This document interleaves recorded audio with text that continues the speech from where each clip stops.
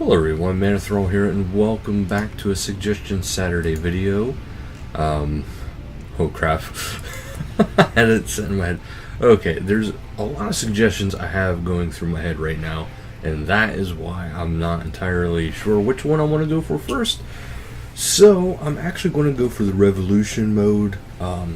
Some slight changes I think that would make it better overall for what it is. Don't get me wrong, the new Revolution mode is fantastic. I think it's going to be very nice, especially for AFK players, for combat, combat AFK. So, there's a lot of nice things that come with this new mode. New expansion to this mode. So, yes, it's going to be fantastic, and it is really good, but there's certain things that I think that could be changed, if you will. Now, I might be combining this video into two different video suggestions, but the main one's going to be on this. And now, there's certain things I was thinking to myself, it's like, it'd be really nice if we could add vulnerability and stuff like that, which they actually addressed. I'm not sure if you do follow me on Twitter, you would know that I actually shared something that was from ModPie, who showed that they added a slight little change where you could add stuff like vulnerability to your action bar, and it worked, but it was tuned into the auto attack feature. So unless you have if your bar is full and you have an ability that is not on a cooldown, and it's going to keep using your abilities, but it's never actually fully going to get to your auto attack, which is kind of creating the problem, actually. Well, it's not really so much creating a problem, it's just making things a little bit different. Now, I know some people will be like, well, what's so bad about maybe having an action bar up and just clicking it? Which is true. There's nothing really wrong with that. It's decent. But, so, it kind of, those kind of statements made me think, it's like, well, maybe vulnerability and revolution, maybe it's fine the way it is. Maybe it's more of, we're looking for status effects with our attacks. And again, some people be like, well, we have status effects with our attacks. And it's like, this is true, but it's only through, revolution, or maybe a special items, not revolution, but through invention, or, through a weapon set, like Fuldorak, for example. And some people, we want status effects. Why not? And then I got to thinking about, how people want enchantments and this and that. And I was thinking about this, well, we don't really have a huge... Now, I know this is going to be changing in time. Don't get too excited on this one. But right now, as it stands, if you're using magic on a creature and it's weak to any type of magic, well, weak to a certain type, let's say it's weak to fire, if you use air spells, it doesn't really do much. It still does way more damage than if you were using melee. It's just that simple. So it became more of, it's just like, well, a lot of people would still like enchantments, but adding elements to weapons really isn't really a big deal. Not to mention,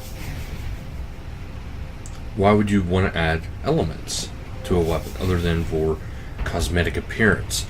Which, one of the new treasure trail rewards is going to be a fire sword type override. So it's just like, well, they're already doing cosmetic features to give us that feel, give us that look that we have been asking for. well, what about status effects? What about those kind of things? And I keep thinking about it. It's just like, well, you know, we have a lot of spells here, okay, in our spell books, and a lot of them are status effects like vulnerability. I'm using that one as an example, and it increases the target's damage received by 10%. It's like, you know, that's actually extremely good. So why can't we have that in a way where it's more useful? And I was thinking about it, just like, well, what would be a good way to incorporate, and that would be through enchantment. So it's not really so much of a change on Revolution. I know it's a little bit misleading there in the beginning, because Revolution is actually pretty good the way it is. And the reason why I'm thinking this way is because, you know, you're not going to want to just use Revolution if you're using Mage. You're going to want to use Revolution, or not Revolution, you're going to want to use status effects like Vulnerability during melee, during range. But it's only really useful if you're using Mage.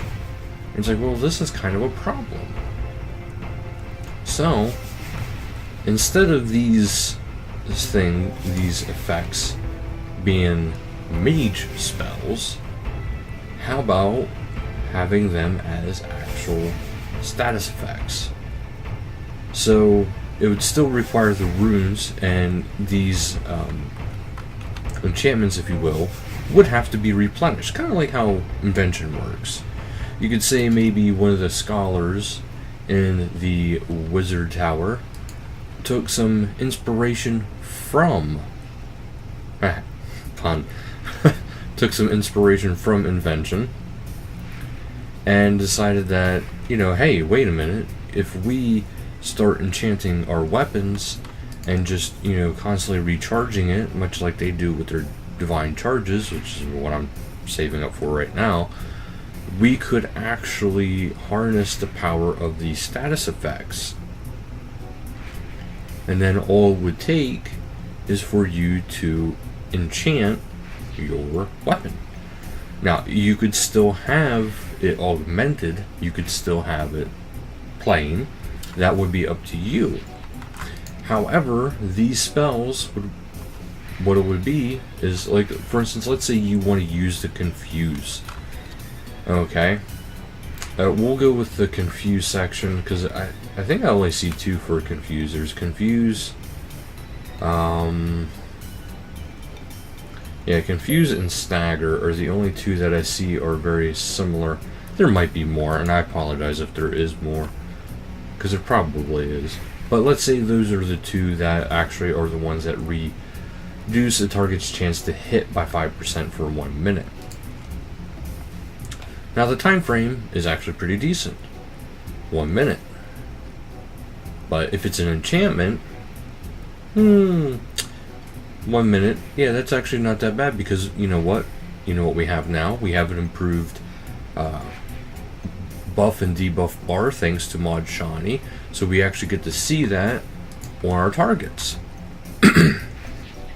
So we know when it's going to be going away, we know when it's applied. We're extremely well set with that. So what we would be doing is we would take these spells, we would enchant our weapons. So if you would enchant, let's say, a Dragon Longsword with Confuse, it would take X amount of runes for X amount of charges, which would be up to the balancing committee, because, well, that is something that would have to take some balancing. And this would actually increase rune consumption. Now, by saying that, it's because mind runes are absolute junk. Nobody uses them for anything. But if you had a mass quantity of mind runes, you could be using them to enchant your weapons. Now, I know more people would be wanting to get the Stagger spell, which would actually still uses the mind runes, but it would require also soul runes, which are not quite as common. And then you could also have Snare. Well, that's not Snare. Meh. You could also have abilities like, you know, the Snare and Entangle. You know, somebody who's, let's say they're using ranged attacks and they want to actually freeze their target in place. And you know what this would actually also do? This would actually benefit players who are using Legacy. Now I say this because players who are using Legacy don't have the benefits of EOC abilities that do stuff like Snare and Entangle, you know, that do lower targets' attack. This would allow them to have more of an even playing field. Now, let's say, for example, like I said before, you go to use Confuse when you're Dragon Longsword. You have so many charges, and once it actually takes effect, that consumes a charge. So let's say, for the sake of just the example, you have 100 charges on that Dragon Longsword. So every time it activates on a target, it consumes 1 charge. Now I know that's kind of small, but maybe it has, you know, that's just how many charges you currently have. We're not saying that's the maximum or the minimum amount of charges you can have, of course, because the minimum charge you can have is a big fat 0. So when you have these on, you will be able to see that it's a Dragon Longsword, and it'll have the parentheses and a C, which will stand for Confuse. And if it has those parentheses and S, it'll be for Stagger. Now I know there is some other spells that have the same letters. For instance, Curse. You will, you know, there will have to be maybe 2 letters, so it could be Ko and Ku. You know, if it's 2 letters, I can easily say that the odds of it actually overlapping after 2 letters is pretty slim. But that's what it would be. You know, you would have this capability to do this. You would no longer be worried about, you know, having to carry all these runes to cast these spells, which is a very big disadvantage for melee and range users, and especially disadvantage for magic users because, well, that's even more runes than they have to carry than before.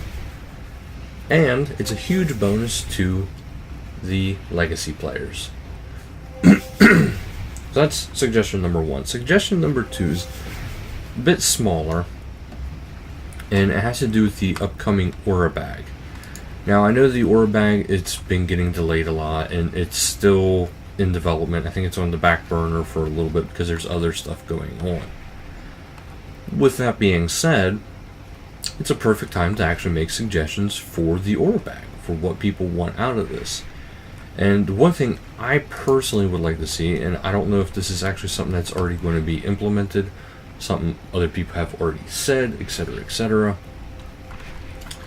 but I think it would be a good idea for them to implement, you know, an interface, which was something they said they're actually going to be doing anyway.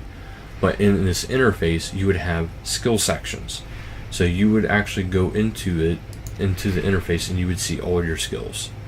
Okay, except for it would break down combat into 1 section. So you'd have 1 section for combat, and then it would have subsections for combat. So you would have attack, range, and mage. So those subsections would then have all the auras in it. Now the ones that are neutral, like Vampirism, that's actually not too big of a deal, because all it would do is it would appear for all categories, and then you'd just be able to select that way. And then if it's on a cooldown period, it should have kind of like a red tint over top. This way you know for sure before selecting it, in case you forget, or in case you don't know how long each cooldown is. It would have that red film over it, so you would know, oh, I can't use this right now.